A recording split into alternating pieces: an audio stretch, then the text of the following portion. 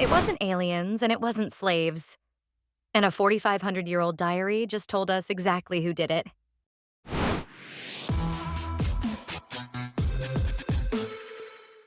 The Great Pyramid is made of 2.3 million stone blocks, some weighing as much as a school bus, stacked with a precision that still humbles modern engineers.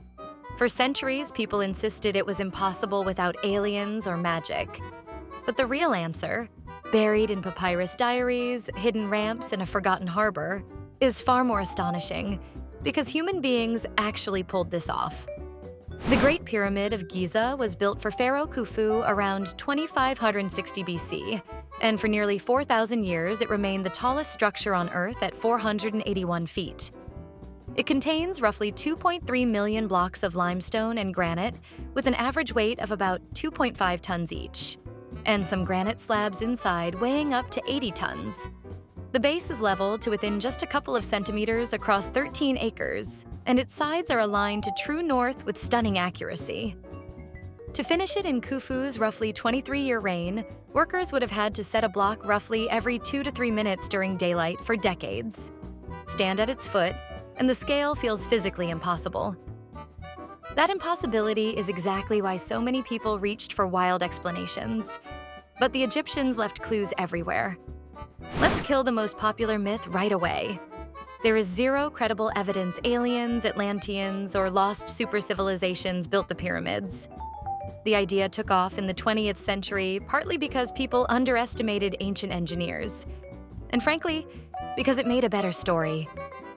But archaeologists have found the fingerprints of ordinary humans all over Giza.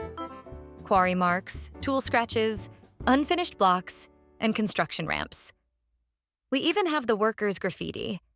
Gangs of laborers proudly painted their crew names, like Friends of Khufu, onto stones in hidden chambers.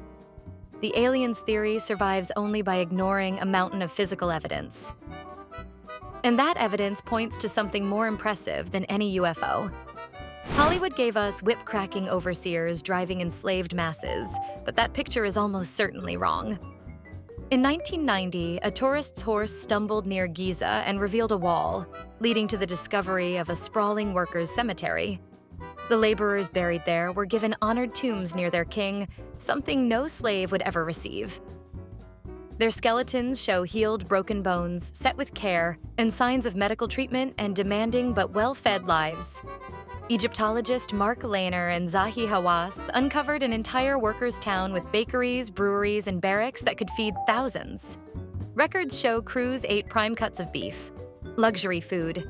These were skilled, paid, rotating crews of Egyptians, possibly fulfilling a kind of national labor duty, and they were proud of it. So how did they actually carve a mountain's worth of stone with no iron tools and no steel? Most of the pyramid is local limestone, quarried just a few hundred yards away using copper chisels, wooden wedges, and stone pounding balls made of dolerite. Workers cut channels around a block, then hammered in dry wooden wedges and soaked them with water so they swelled and split the rock along the seam.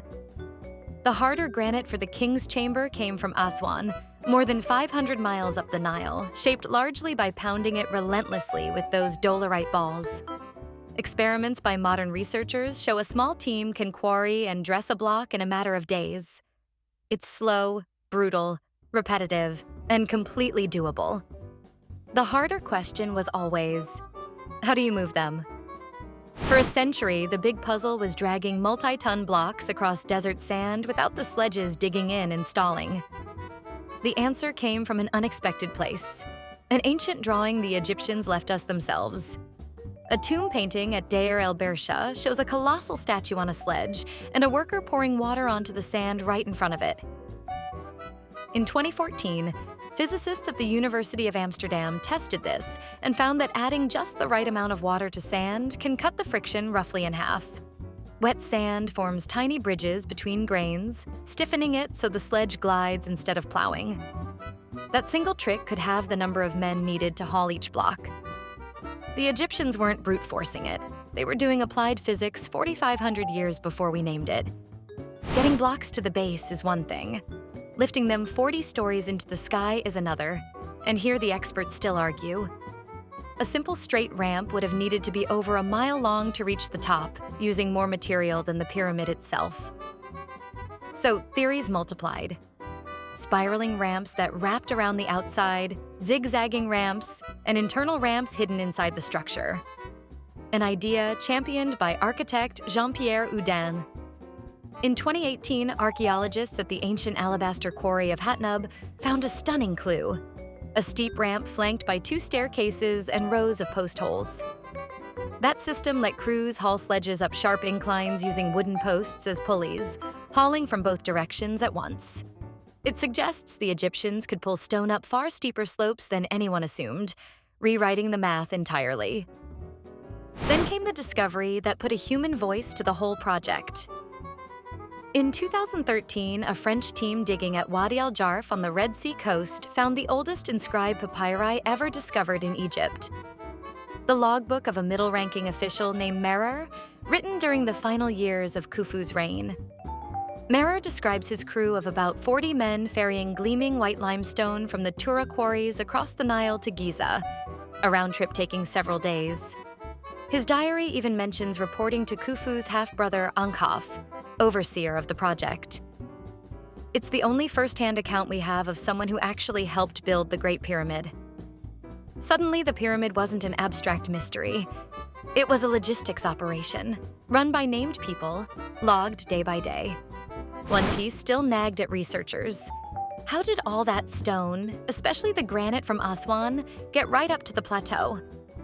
In 2022, scientists drilling soil cores near Giza found the answer hiding underground: the dried-up bed of a long-lost branch of the Nile, now called the Ahramat branch. Back in Khufu's day, this waterway flowed close to the foot of the plateau, letting boats deliver stone almost to the construction site before the river dried and shifted away. It explains why the pyramids line up along a strip that's now empty desert. They were built beside a vanished river. Put it all together: the quarries, wet sand, steep ramps, Merer's barges, and a hidden harbor. And the impossible becomes an extraordinary feat of human organization. No aliens, no magic. Just people, water, copper, and a plan that outlasted 4,500 years. The pyramids prove what humans can do with patience and a brilliant plan. And there's a jaw-dropping story like this every single day.